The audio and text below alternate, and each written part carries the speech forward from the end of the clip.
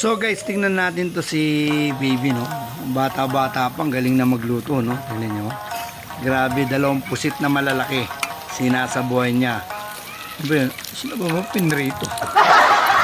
Ito, pinrito niya, pinrito. So yan, ilagay niya sa parang, sibuyas din pala yun po. Pinrito rin niya. Ayan, no? Kita naman, no? Sarap niyan. Onion rings. Yan.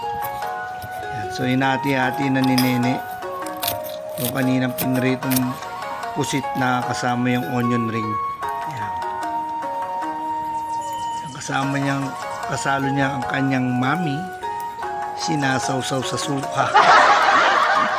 Ano? So iba-iba yung mga klaseng kain lutuin nitong batang to. Grabe. Kabata-bata pa lang talagang iba't ibang klase ng pusit ang kanyang niluluto. Yan, no? So minamarinate niya muna yung mga pusit yan. Tinanggal niya yung parang ano yan, yung binubugan ng pusit pag hinuhuli. Diba? Yan yung mga kabataan. Mga iba ngayon wala, hindi mo na mautusan. Yan, no? Yung parang ngipin ng mata. Kaya masasabi mo talagang magaling magluto itong batang to.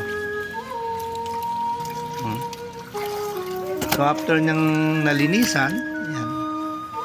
So lalagyan, magmimix na siya ng ibang mixture yan, mga iba't ibang mga nila yung pampalasa, no? So binabad na niya yung pusit na malaki, giant pusit. Yan, may matututunan tayo dyan paano magluto ng mga ganyang kalalaking pusit, no? Ayun, no? Parang calamares natin dito to, guys, no? Yan, no? Grabe, no? Parang yung kanina rin to, parang umulit lang, Ayan. So pinrito niya ng pinrito, guys. Ito pala yung simula. Yung kanina pala lang yun. So nag-guide na rin siya to. Tayo mga bata, ingat-ingat tayo sa paggamit ng mga knife. Kasi pawang eksperto lang ang mga gumagamit niyan. Ito yung onion rings. No? Nilagyan niya na rin ng mga ano ba to? Cheese? Hindi. Ano to, yung carrot saka yung cabbage.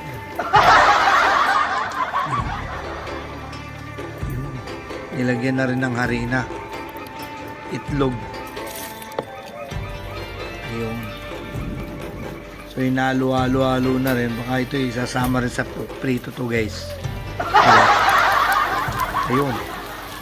So luto na tong malalaking pusit. So talagang tinusta niya ng todo, no?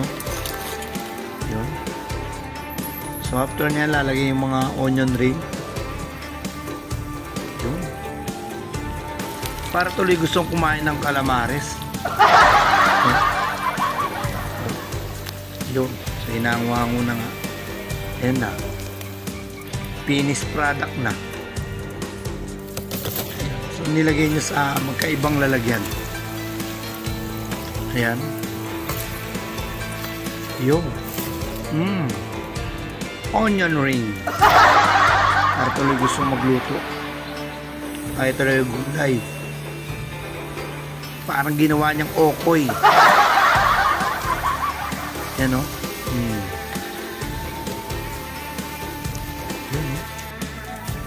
Sarap. Tapos sasaw-saw mo sa sukang anghang. Ano naman to kinukuha ni ate? Pipino. Iba talaga pag may tanim ka sa bakuran, no? Wala nang bili-bili. Pitas-pitas lang yan. Ha? Ito, yung mga kalamansi. Kaming ilog din pala sila. Yun. Gagawa na ng sausawan. Lagyan ng asukal. asin, paminta, at tubig. Baka suka yun, no? Suka. Di tubig. So, yung mga pinatak-patak yung kalamansi yun. Ay nalo-halo. Ayun. Hinati na po ang pusit. Sarap. Yun o. Grabe guys. Talaga mapapakinabangan na itong batang to. Marunong na magluto talaga o. Nautusan na sana all. Ayun. Ito yung pala yung kanina. Yung mga pala yun. So, sarap ng kain nila talaga. Grabe. Pag ganyan yung mga bata na marunong mag sariling luto, mabubuhay na yan. Yan. So, sana gustuhan nyo.